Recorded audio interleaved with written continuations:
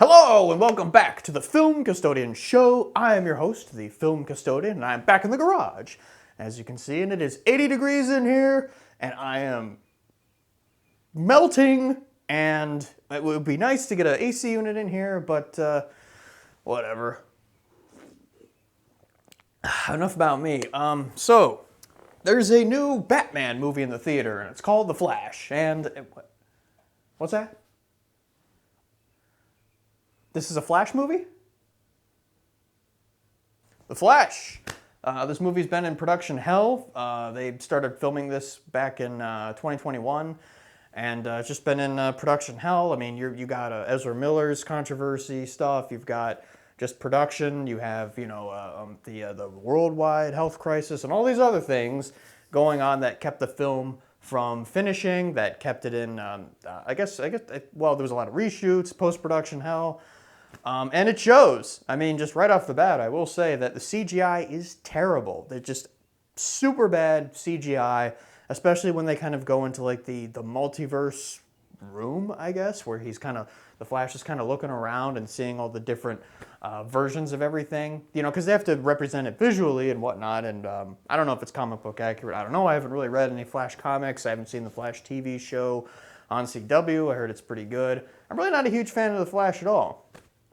But the point is, the CGI is really bad. And for a while there, I was like, is this intentional? Is it kind of supposed to be a little cartoony because it's like a sort of a weird multiverse type of area? But no. It's just they just didn't finish it. I don't know, because they didn't put money into it, I guess. I'm assuming there's also one shot early on where Batman is giving chase to some criminals, and the guy kind of pops out of the top of a Humvee and kind of gets out with his gun like this, and he's obviously against a green screen, and it is horribly colored, or the chroma key is terrible. That's just where you cut around the person, you cut all the green out. That's why you go in front of a green screen or a blue screen to separate the elements, and it's terrible. So it's like, that might even be the director of the film. It's like 2 weeks before the film comes out. They're like, oh, we need this one shot where someone's popping out and shooting. We didn't get it. Quick, get in front of the green screen. Get it. But anyway, so the Flash movie. I went into this film with zero expectations. I mean, the bar is set so low, especially for the DCEU, especially now. I mean, the films that I have seen from it, I mean, Batman vs. Superman is just a terrible movie. There's one good scene where Batman is beating everybody up in the warehouse. It's a great scene. And Batman really was the best part of that film. What else? Let's see. The theatrical version, obviously, of Justice League was a disaster. The Snyder Cut was actually very good. The 4 hours, like 4 hours long, it's actually really good. There's a lot of really essential character development in there that you have to have that was cut out for the theatrical version. So, I mean, the DCU has been a mess, so much so that the DC... it's all being rebooted. It's going to be, DC Universe or whatever, and James Gunn and this other guy are heading it up, and James Gunn is going to handle the creative side of it. And so this movie, it's kind of like too little, too late. Like they just need to release it, and I think that's where a lot of the reshoots come in, because they weren't sure. Are we going to continue this element over here? Is Kara, Supergirl going to come in and take over for Superman? And there was all this speculation, blah, blah, blah. Well, I'm here to say that the film really exceeded my expectations. I mean, it is like I had zero expectations going in. I was totally ready for it to be crap. Even the Michael Keaton stuff, I was like, whatever. I'm never a fan of bringing everybody back all the time. You're bringing back, the Star Trek heroes, from Next Generation. You're bringing them back. You're bringing the people back from Star Wars. Arnold Schwarzenegger can't stop doing terrible Terminator movies. Sylvester Stallone keeps doing more Rambo movies. Like, you keep bringing everybody back, and it's kind of like, well, why do they keep doing this?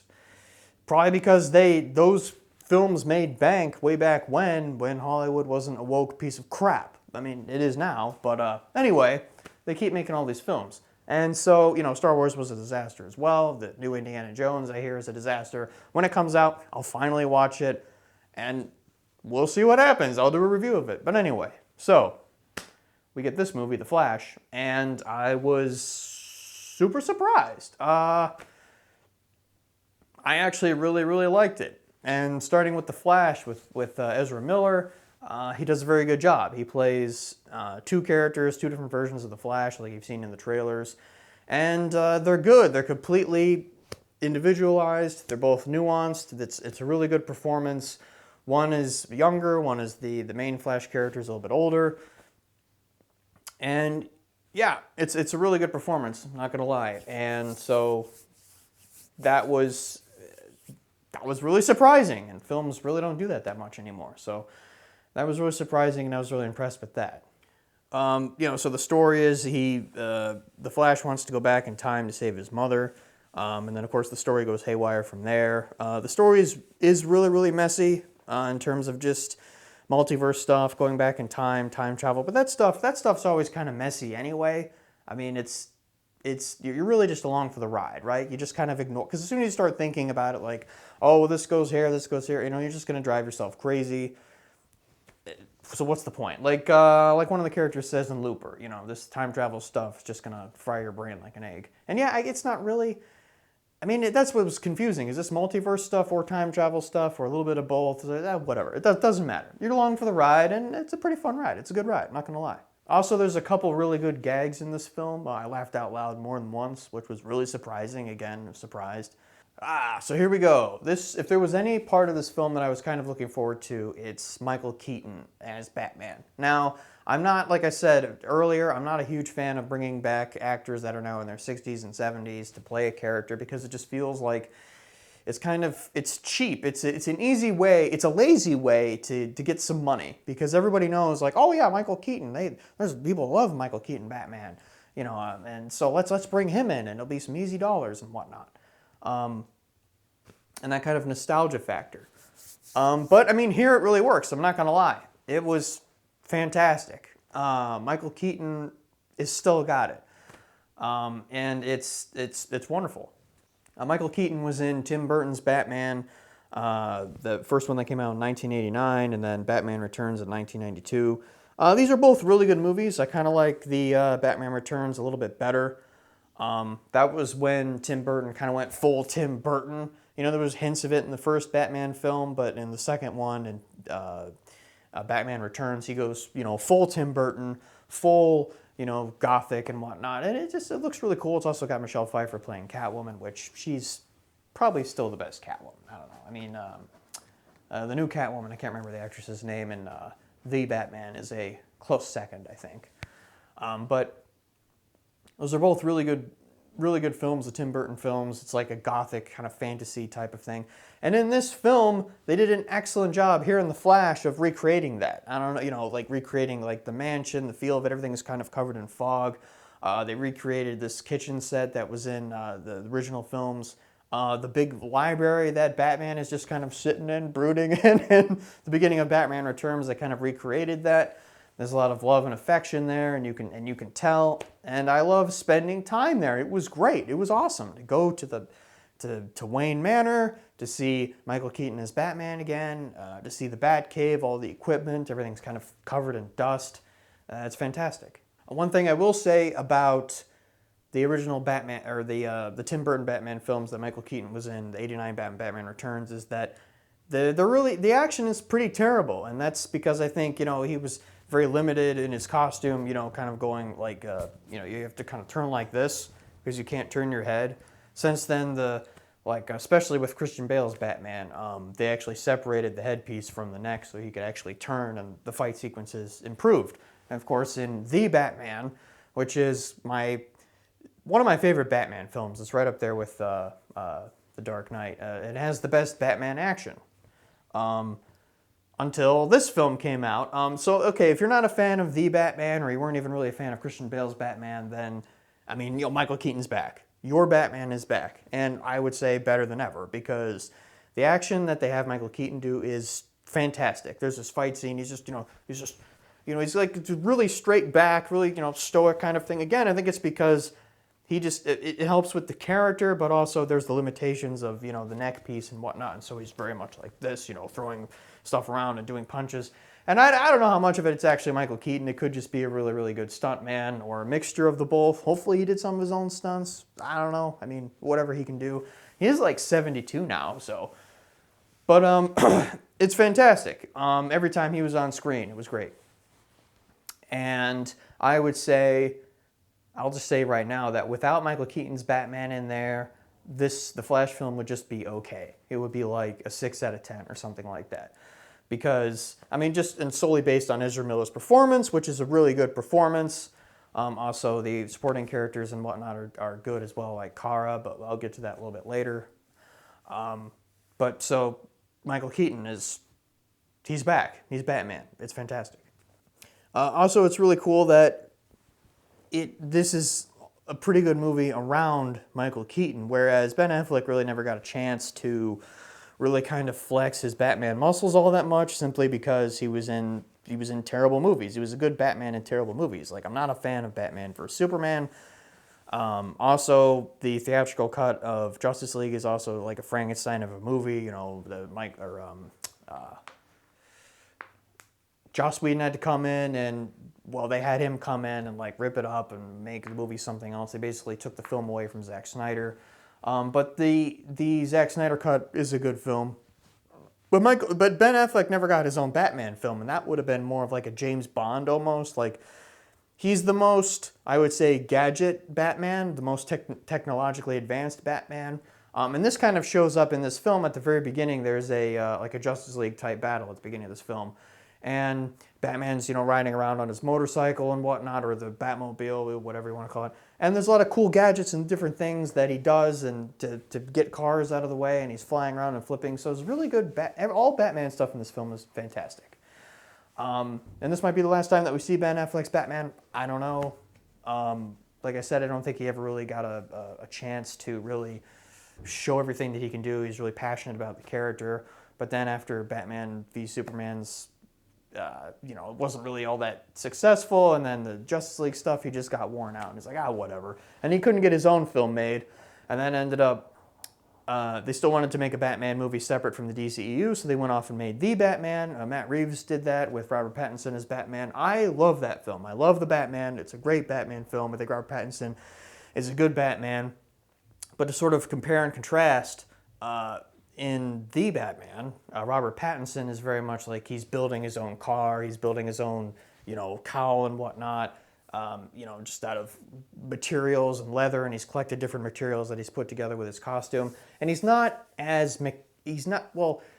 definitely mechanical, he's making his own stuff, but he's not technologically advanced yet in terms of, just having huge tanks and like spider tanks and all these different things that the Ben Affleck Batman had, and that's fine. I actually really like that. Plus, it makes Robert Pattinson's Batman more nuanced and more like, this is the ground level, starting just from the ground up, building my own car and whatnot, and then take it from there. Michael Keaton's Batman, of course, has been, it's heavily implied that he is, well, it's not implied, it's said, he's like, they don't need me anymore. They don't need me anymore. Gotham is safe. It's one of the safest cities on the planet now, and so what do? And that brings up some interesting questions, is what does Batman do when the mission is complete, right? When he's completed the Batman project, as it's referred to in The Batman, or, whatever. The mission to save Gotham, defeat the bad guys, defeat evil, and he does that. So, well, in Michael Keaton's case, he becomes a recluse. It's just the recluse type of trope. The hero is a recluse. I don't really mind that so much. I mean, it's like it's the old guy up on the hill, that has, that the hero has to go to get advice from, to sort of get, what do I do on my journey, for the main character's own journey, or in this case, the Flash, to go and get help from this old warrior type of thing. So for Michael Keaton's Batman, for this Bruce Wayne, there isn't really a lot of personal stakes, or really any personal stakes at all, because he didn't go off and have a family in retirement or whatever. He's just in retirement. He's kind of skulking around his mansion. He's got a big beard, long hair. He's kind of just a recluse, hanging out, making spaghetti. And then the Flash comes along and he goes, well, you want some help? All right, great. And he does have an interesting story and an interesting character arc, where at the end, where there's a really great scene kind of midway through the film after they've had this big battle. Michael Keaton's Batman just basically rips up a bunch of bad guys. And he's taken off his cowl and everything, and there's blood on the floor, and you see him he's stitching himself up, Michael Keaton stitching himself up in front of a mirror, and he kind of catches himself in the mirror there, and just kind of like a smile comes over his face, like, I'm back, you know, or I missed this, or I have purpose again. I have a mission. I have a purpose, because he's been living for how long now without Batman, and it was just this like moment of clarity for his character. And I think Michael Keaton himself clearly was having a blast. He loved playing Batman. And coming back to play Batman, it's got to be a great thing, and it shows. And of course, by the end of the film, you know, I don't want to get too heavy into spoilers. This is minor spoilers, by the way. I'm trying not to spoil too much, but anyway, it's like he's brought back into the fold, and everything is really good with that. Also, Danny Elfman's score, the original score from Batman '89 and then into the Batman Returns, is back, and it plays the entire time, you know, in the background, that when you're showing Batman in the Batcave, which is an awesome Batcave, or, you know, flying through the air, and the bat flying thing, the Batwing. You know, or whatever. You've got the really good Danny Elfman music playing in the background, and it's fantastic. That music was also carried over and became the theme for Batman the Animated Series, which, you know, of course, is classic, and that's amazing. So that was really cool, and I'm super glad they did that. And it did feel like Batman. I've heard some people say that, like, well, it didn't really feel like Batman all that much. Well, it did. It felt like Michael Keaton's Batman.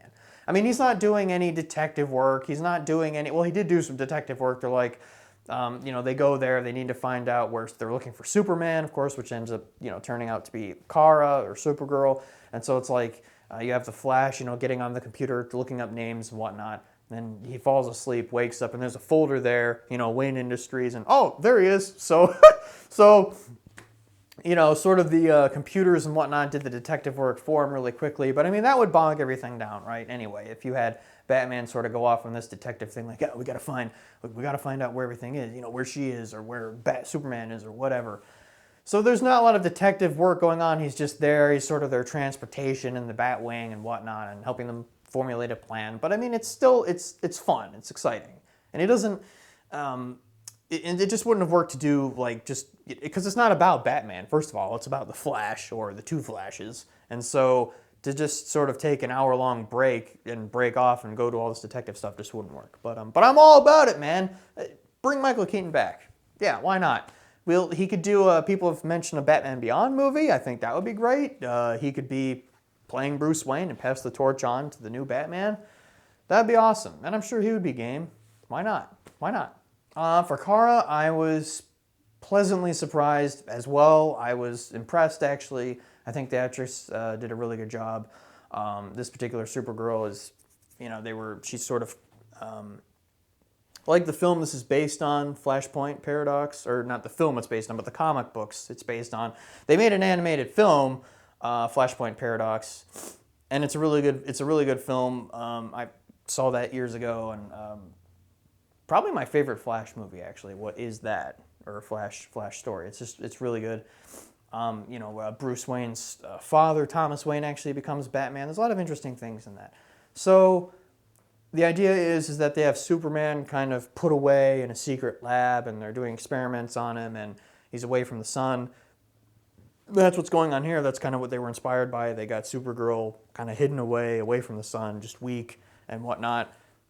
So the Flashes and Batman, they go and they rescue her, they pull her out, and then she's, you know, gets in the sun, and she has to really quickly make up her mind. Is she going to help the Flash save the world, or is she going to be like, no, well, this world treated me like crap and locked me up, so I'm not going to help you at all, and she's got to make up her mind. And of course you have Zod coming back. That's one of the main points of this film, is Zod is coming back, and because the Flash went back into the future, right, and created these alternate universes and whatnot. So you have Zod coming back. He's going to destroy the world, but there's no Superman here. It's Supergirl, and, you know, there's not... The Justice League just doesn't exist. They're not around, but, you know, Michael Keaton's Batman is here. And so instead of Superman, we get Supergirl. And there was a lot of talk about, is Supergirl going to replace Superman later on? That would have been stupid. It doesn't look like that's going to happen now. And, you know, in fact, they have to keep going back in time and trying trying again to defeat Zod, because ultimately one of the main theme of this film is that some things just are the way that they are. It's destiny. You can't change it, right? Even no matter how many times you go back to try to fix things, you can't always save everybody, right? That's one of the themes of the film. And quickly back to Kara, she is really good. She's a good counterbalance to Batman, a good counterbalance to the Flash, and everyone's got good chemistry. And I think she did a really good job, and I wouldn't mind seeing her come back as Supergirl again. But I don't think that's going to happen. You know, I think this is kind of one and done. And this film isn't even really all that connected to everything else, because the DCU is dead already, like I was saying earlier. So the film is like, it comes out now, and it's like, yeah, but I mean, you're not going to be continued. So I don't know, it's kind of a, DC Universe is kind of in an interesting place right now, or the films as a whole. So, but she did a good job. Supergirl in this film is tops. Zod, speaking of Zod in this film, so Zod comes back and he's kind of the main villain. If there really even is a villain, it's kind of, I don't want to give away spoilers, but kind of the Flash himself, kind of battling his own demons, is like, in a way, a villain. And, you know, even becomes like physically manifest later on, but without giving away spoilers. But you have Zod, who's basically just been reduced to a plot point.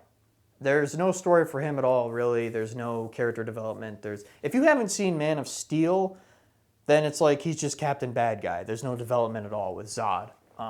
And so that's kind of probably why Michael Shannon, the actor who plays Zod, has come out and said, yeah, I wasn't all that impressed. It wasn't really satisfying. Yeah, because you're playing Zod, but you're not in the film all that much, to be honest, and you're just reduced to a plot point to get the whole film going. So that kind of stinks. It would have been fun to see more of him. And then his henchmen were brought back. His really hot sidekick, she's back. The big giant guy, which they even refer to as like the big giant alien guy or whatever, is back. So that was pretty cool. That was a lot of fun. All right, so the bad. The film is too long. I think it's too long. Maybe it's too bloated in certain areas. Like I said earlier, the CGI is terrible. There's some really good cameos in this film. Just to give you a quick example, everybody knows by now Nicolas Cage is in the film. I know, huge spoilers. But it's a cameo. It's a non-speaking cameo, and the CGI on him is good enough. But most of the CGI film is like in The Mummy 2 or The Mummy Returns, where you have the Rock playing the Scorpion King. That CGI, it's almost that bad on Nicolas Cage and all this bad CGI. It is distracting. It didn't take away from the overall film in terms of making it good or bad, but it's just horribly distracting, and it's unnecessary. There's no reason why CGI is this bad these days. I keep going back to 20 years ago. Look at Pirates of the Caribbean. The CGI is amazing, and it still stands to this day because they gave the money and the time to complete these special effects and have the right people in place. They just don't anymore, or don't care anymore. I don't know. It's just not good. It's not good. Also, there's a lot of editing. I know they did some reshoot shoots and whatnot, so the editing itself sometimes feels disjointed. So just the pacing of the entire film is kind of, we're going at a steady pace, and then we stop. There's kind of an awkward edit, and probably because they cut out like an hour of stuff and then had to put in a quick scene here, and so it's just all kind of just disjointed and whatnot. And also, like I said earlier, the multiverse stuff always is kind of a mess. But you just forget about it. Don't think about it. You're just along for the ride. You're just along for the ride. So that's really all the kind of bad stuff, I guess, that I could really come up with, or my biggest criticisms with the film. Really is just that it's too long, bloated. The CGI is ridiculous. But also, again, I'll mention there was one of the cool things was the battle scene at the beginning, where it's kind of like a half Justice League thing. Wonder Woman has a cameo. Ben Affleck's Batman has a pretty good Batman scene. There's a lot of really good Batman stuff in this Flash film. So, in conclusion, there's no identity politics. There's no woke crap. So that's really good. That automatically makes this This film could have been gone in a way different direction. There's none of that crap. It's really surprised me in a lot of ways. Like I said, Ezra Miller's performance as two different Flashes is really good. It's really nuanced. There was a really good job there. Michael Keaton's Batman is back, and it's excellent. The action he did is excellent. It's the best. His version of Batman is the best action that he's done, in my opinion. And I'd love to see more Michael Keaton be Batman. Why not? I'm sure he's game. Who cares? We'll have the Batman, the new DC Universe's Batman and Michael Keaton all at once, sort of in the theater. Who cares? I mean, what else is there? Why not? Or even give him a series on Max, which it's called now. You know, the HBO streaming service thing. Throw some stuff on there. Why not? The action is a lot of fun, like I was saying, and if you can ignore the terrible CGI, I mean, I think this is a pretty fun ride. It's a fun film, and yeah, I wouldn't mind seeing it again. So altogether, this film gets a 7.5.